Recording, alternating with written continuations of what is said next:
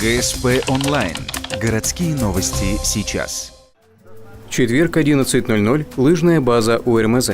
Стартует первенство Республики Коми по лыжным гонкам. Соревнования проходят между юношами и девушками 13 и 14 лет. Чтобы принять участие в гонках, приехало 19 команд со всех городов республики и не только.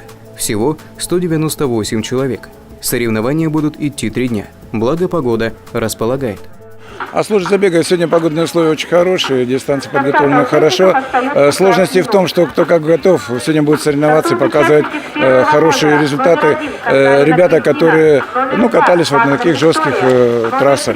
Многие, которые приехали из районов, не так готовятся хорошо лыжня, как у нас. И очень похвалили, что лыжня подготовлена очень хорошо. В первый день соревнований спортсмены бегут классическим стилем. Дистанция для девушек 2 километра, для юношей 3.